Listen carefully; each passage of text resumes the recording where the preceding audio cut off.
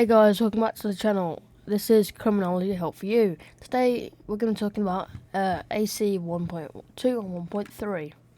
So 1.2. In this you cover reasons for unreported crime. Let's start off with personal reasons. Some might not want to do it for fear, so they might not want to report it because the person's worried of repercussions. Shame, they might believe the crime is private and they feel ashamed about trying to report it. Disinterest, they don't want to report because the person isn't interested in the crime. And not affected, they don't want to report because they're not affected directly by the crime. Social, there may be a lack of knowledge. The person might not understand that the crime is actually a crime. Complexity, the person may not understand that it's a crime because it's so complex. Like money laundering sometimes. Lack of media interest, there might not be much or any media coverage surrounding the crime. And lack of public concern. Crime may be so regular that there's no concern by the public. And cultural reasons. There's only really one main cultural reason, and that's because some people believe that there's a culture-bound crime and therefore don't interfere with it and normalise. Yeah, I guess. 1.3. Ripple effect. So think of how when the rain happens, you will see those little ripples. It's used in criminology to describe how the impact of a crime can spread beyond the immediate victim. So, using your physical analogy, you've got water hitting, so that's the victim, and then you obviously know it ripples outwards. So it ripples to the people surrounding, like families, people surrounding the victim, because they feel affected as well. Even the police officer who's reported it, something like a rape. The person's family, the victim himself, and the police officer reported it. They're all affected, hence the ripple effect. Cultural impact.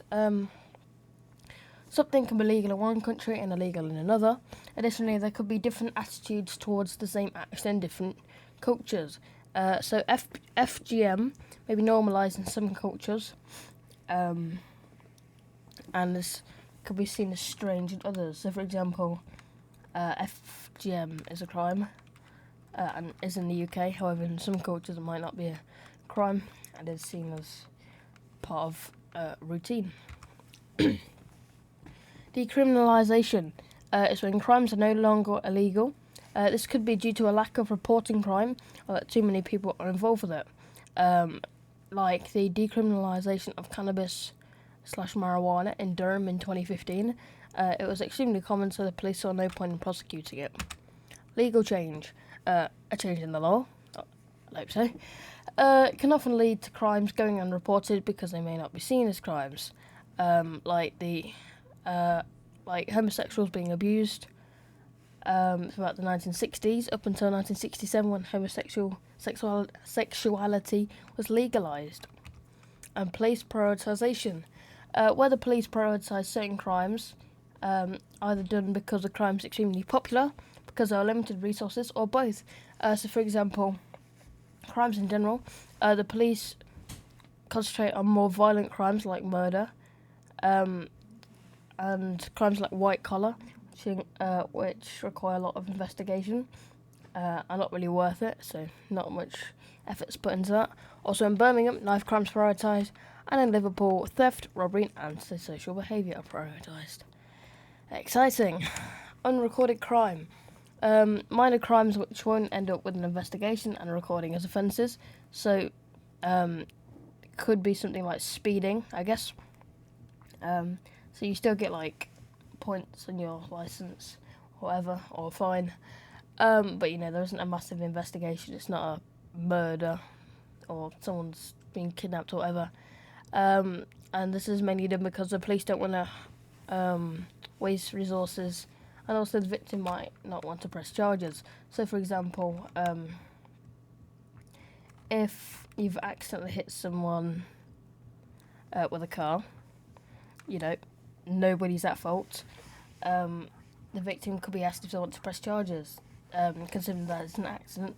They might decide they don't want to press charges, therefore it'd be an unrecorded crime. Broken window theory. This was developed by two guys called Wilson and Kelling in 1982, and they stated that crime is a chain reaction. So, if a window is broken in a building, then it's interpreted as a lower class area, and therefore it's allowed to commit crime in that area. So, for example,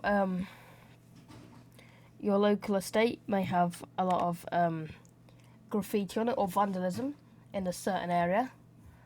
Some people may then constantly go down there and add more stuff.